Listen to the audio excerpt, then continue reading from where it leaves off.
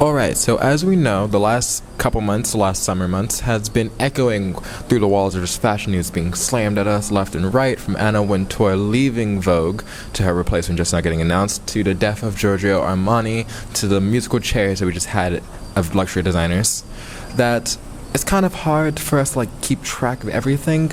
So today in this video, I've compiled at least the big things that I think we should be aware of, or be kept aware of, and stay tuned for that one. But if you're new today, my name is V. I'm a buyer and also a fashion student, and today I'm bringing you the newest news in fashion at this moment in time. I have 5 stories, 2 are combined together, of the newest happenings within the industry. And they're all time-stamped above and in the description, so that if you have a specific subsect of all these news that you prefer to listen to the most and you can just click off afterwards, there's your time frames for you. Now, let's get started with first and foremost being Vogue, as Anna Wintour back in June announced her departure from being editor-in-chief of American Vogue. With that, Vogue has already been on a downward spiral, I would say, of just sameness and losing the power, the gravitas that American Vogue used to have. When you compare it to other issues such as China, Hong Kong, the Philippines, France, Britain, every other global edition of Vogue has reigned supreme in terms of just innovation of style, how they use clothes and how they use fashion to innovate on specific issues of storytelling, as we saw in the September issue of American Vogue.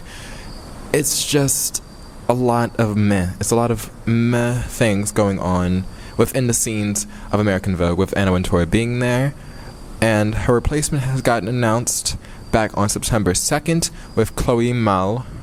She is the host of the Run Through podcast with Vogue, and she's been with the company since 2011, and while she'll still be reporting directly to Anna Wintour, so not really a lot of change in terms of Anna Wintour's power level, I do see a difference in Vogue under her, as she perceives print media to be a lot higher quality and a lot more deserving of respect compared to the kind of schlum that Vogue has been going through the last couple seasons, the last couple sessions. First session issue underneath Chloe Mao, that release will be next month's October issue, featuring Gigi Hadid and Kendall Jenner as the main focuses of the cover stars. While the cover lacks a little gravitas, the actual shoot itself has motion, it has storytelling, it talks about how they both have a shared equestrian past.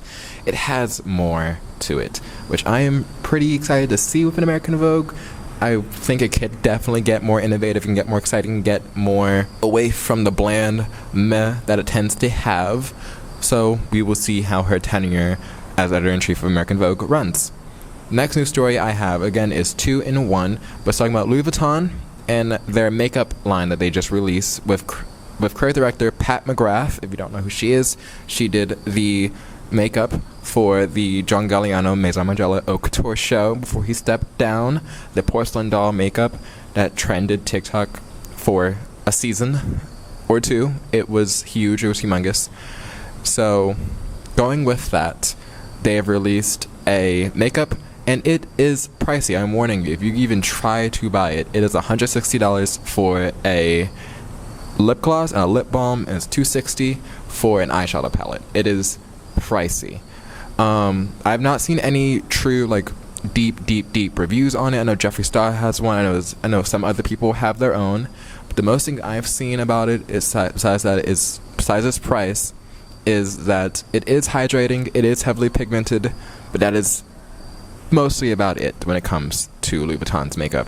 Now, the next part of news is that Maison Margiela just released their first ever public campaign with a celebrity front facing it. It is Miley Cyrus.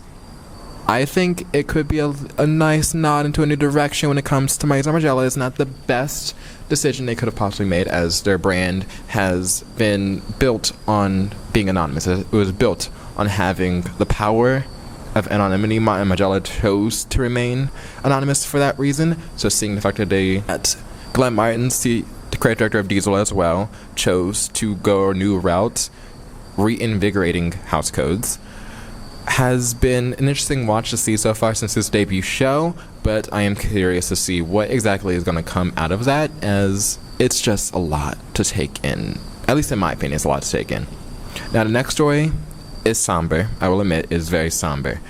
But on September 4th, legendary designer and brand founder Giorgio Armani of House Armani passed away.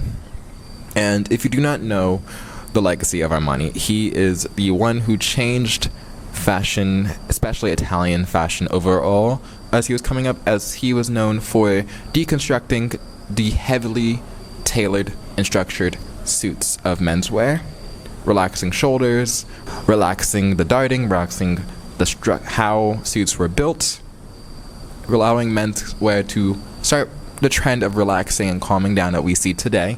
He also brought suits to women's wear, which brought out that I was about to say hyperfemininity. It is not hyperfemininity. It brought out the sense of authority in women's dresses, brought out the pantsuit, brought out so much that cannot be replaced. Now, since he is gone, he was a true legend, and we all should respect the work of Armani for what he did to fashion. And to jump to our last major story, these are going to be the big subsects of designer debuts from our musical chairs. The big ones I have noted are Denma at Gucci. If you do not know who Denma is, he was at Balenciaga before going to Gucci. And when you think of Balenciaga under Denma, you think of rage bait, you think of trolling, you think of the bondage bear, which I'm so angry about that, because all you think about Balenciaga and with Denma is controversy. He was a big rage baity troll under Balenciaga that I fear is a sign that Gucci is starting to succumb to the depths of a fashion brand and a fashion house that cannot be recovered from. It's just gone. And under Gucci, could Denma revive Gucci? We do not know. He said that he will be focusing more on the everyday customer upon his Gucci appointment. And with that, I say we could be seeing an end to rage baity Denma. It is not shown yet. The next big brand I'll point to is Versace, with Donatella Versace, sister of Gianni, founder, who recently sold the brand to Prada and stepped down from creative director and instead went over to being global brand ambassador. Dario Vitale has taken up her role as creative director of Versace, and we saw the first two looks on Julia Roberts at the Venice Film Festival. And let me just say, it is bland. When you think of Versace, you think gold, you think glamour, you think gildedness, you think the gaudy taste level that is Versace as soon as you see it.